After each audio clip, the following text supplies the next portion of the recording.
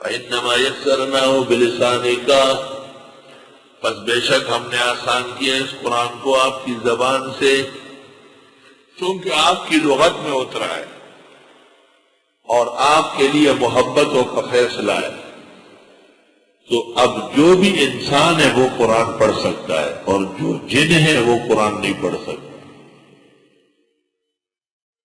ایک جن میرے پیچھے آیا ہے لکڑی لے کے کہ میں پڑھ کے سنا تو میں نے کہا پڑھ تو منہ بند ہو گیا۔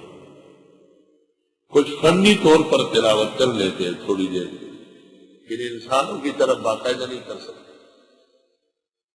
اس لیے قرآن و سنت میں جنات کے لیے انا سمعنا کتابا، انا سمعنا قرآن نے سنا سنا سنا، قرانا تلونا کہیں نہیں آئے۔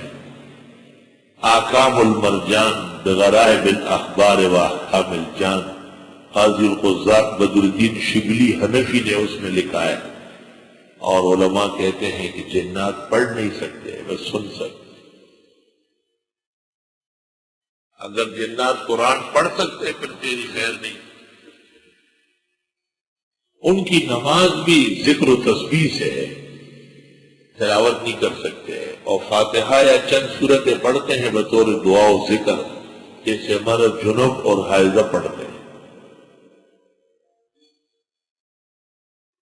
بس ہم نے آسان کیا اس کو آپ کی زبان سے، لِتُبَشِّرَ بِهِ الْمُتَّقِينَ، تاکہ آپ خوشخبری دے اس کے ذریعے پرہیزگاروں کو، وَتُنذِرَ بِهِ قَوْمًا لُدًّا، اور ڈرائے اس کے ذریعے قوم اڑیل کو۔